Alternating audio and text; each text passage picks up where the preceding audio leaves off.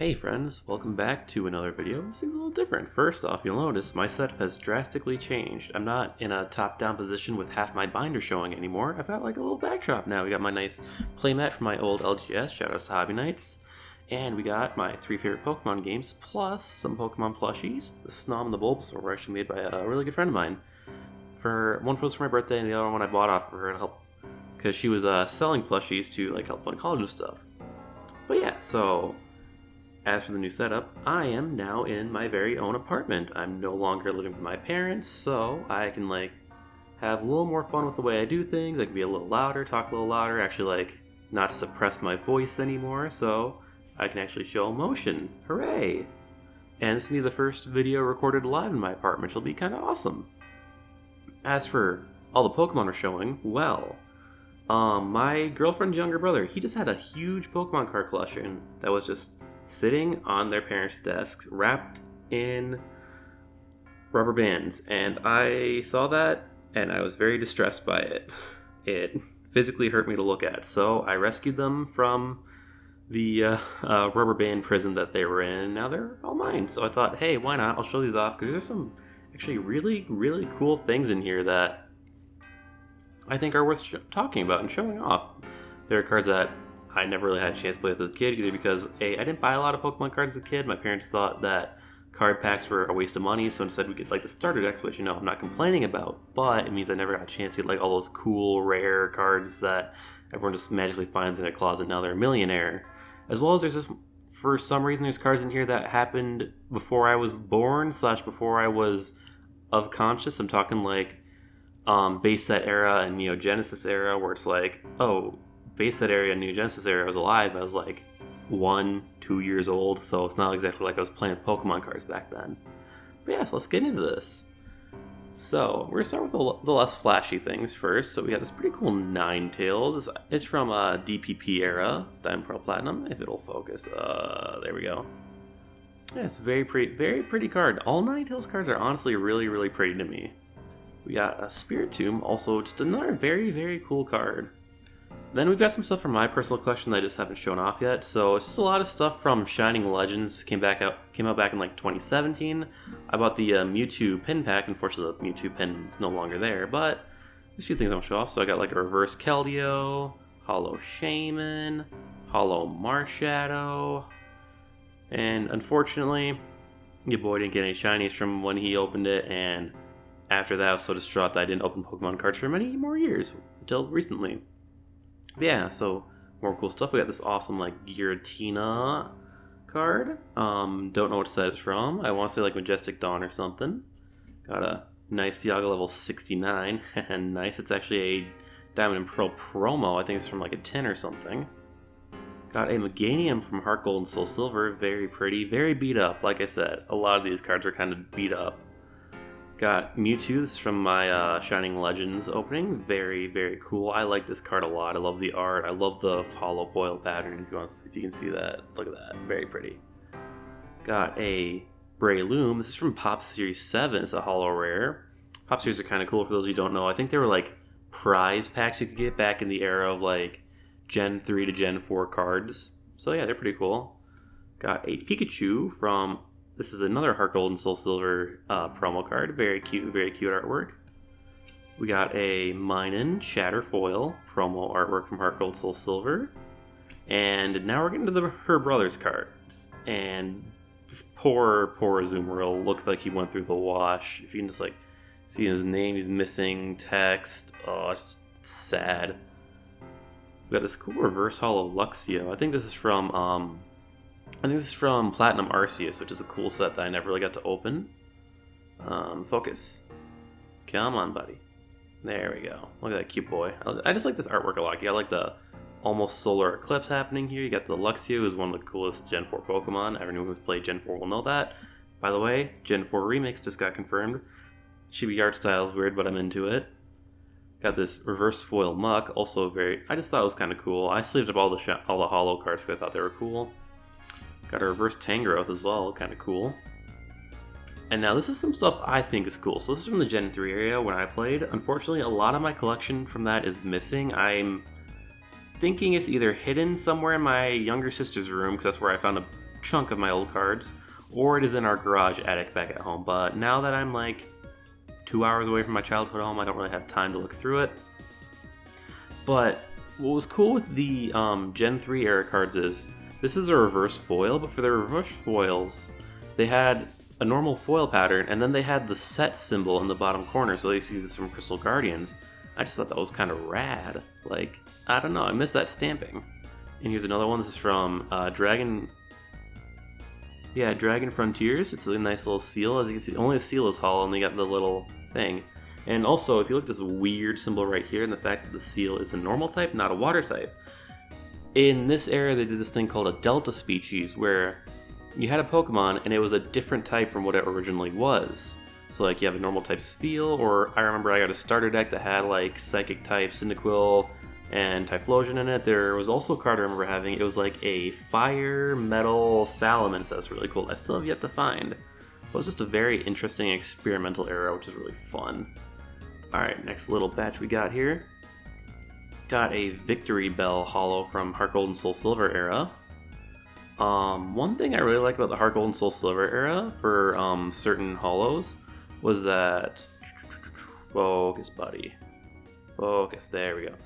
For certain holos, they would show the evolutionary stone in the artwork. I just think that's kind of cool. It's a little unique way of doing things. So we got a Smeargle, also from the Heart Gold Soul Silver era. Probopass from, I believe this is Arceus as well. It's a nice little holo foil. Got a Lumineon holo foil. No one remembers Lumineon's ever a Pokemon. It is one of the most forgettable Pokemon I've ever seen. And it's funny because, like, I actually think they're very pretty, but no one uses them. No one talks about them, they're just kind of there. Then we got very cool reverse foil energy. I love this energy artwork, and the fact that it's foiled just makes it look so cool. And we also got a foil rainbow energy as well, which is just awesome. Foil energy is the best. I would love to someday get a collection of the secret rare energies from the SM era, because those things are just awesome, and I'm sure anyone who like plays the trading card game and like has those as their energies in their deck is like highest baller you could ever be. Now we're getting some cool stuff. Kadabra. Reason why I put Kadabra in here is Kadabra cards don't exist anymore. They haven't printed one since like 2003 because some dude said Kadabra was stealing his likeness, so now Pokemon Company cannot print Kadabra cards, which also means that kind of screws up with the way the gameplay works, so they could only ever print Alakazams as like EXs and GXs and V cards. And then here's a Kadabra also from the e-reader era. One, I love the artwork, and two, e-reader is another thing I want to talk about. So, for like a couple sets, they made it so that it was compatible with the Game Boy e-reader. Game Boy e-reader is an attachment for a Game Boy where you could like scan cards and it would do stuff in the game. So, yeah, it was kind of weird and kind of dumb because those things damage the cards so horribly, which is why e-reader cards rate so highly, because they're rare and they are so damaged from people using them for their intended purposes. But yeah, and again, it's just another cool Kadabra card with e-reader on it. Then we got a Polygraph from a Neo set. I just thought he looked cool. Polygraph is a rad Pokemon. It's just really cool artwork. Got a Neogenesis Pikachu. Again, really cool artwork. It's Pikachu. Everyone loves Pikachu. And we got this really cute Jungle Eevee. Look at him. Look at the boy. Look how cute he is. Just so happy. He's in a field of flowers and butterflies. I love a good Eevee. That's the reason why I picked Let's Go Eevee when the Let's Go games came out. Alright, second to last stack of cards I got here. This is the starter stack. So we got myself a Bulbasaur. Love me a Bulbasaur. Bulbasaur is the best. Don't at me. Charmander, overrated. Squirtle, worse than Choodle. We love Bulbasaurs in this household. He's just a good little plant dino. He's happy. He's having a good day. He's making chlorophyll and making oxygen for us. So we got a base set Bulbasaur, another base set Bulbasaur. All the stuff I have is unlimited. I don't have any first edition stuff because that stuff's kind of rare. Got a ton of Squirtles for some reason. I guess I just like Squirtles a lot. So we have some base set 2 Squirtles, which base set 2 was a reprint set of base set 1, but has the 2 logo. It's not quite as valuable or as remembered or well loved as base set 1, but I think they're still kind of cool. So I got a couple base set 2 Squirtles. Got a base set Squirtle, another base set Squirtle. Everyone still has a good Squirtle. Another base set Squirtle. It's very good artwork. Everyone loves this artwork as well. Then of course the classic Charmander. You know him, you love him, or you tolerate him like me, because he overshadowed Bulbasaur, unfortunately. But yeah, he's a cool guy. Everyone cares about that.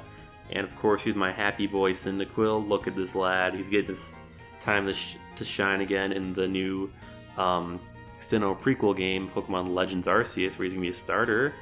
I just love Cyndaquil. He's such a good boy. And we got Totodile. I just think this is a really cool artwork where it's like raining on him. It's kind of like an abstract flat painting. It kind of reminds me of a, what's his name? I'll put the name on the screen. I can't remember the artist's name, but he's the one who like was known for like painting like flat abstract stuff. Got ourselves a Charmeleon from Legendary Collection. Legendary Collection was another reprint set of like all the base set era cards. And what was cool about it is, I think it's the set, their reverse foils were like fireworky, where I'll put something on screen. It's just like a very different way of doing reverse foil. It's kind of rad. Oh, got another Charmeleon. This one's base set unlimited this time. And another base set unlimited Charmeleon. Got a base set 2 Wartortle. Look at that guy. He's just kind of there with his fluffy tail.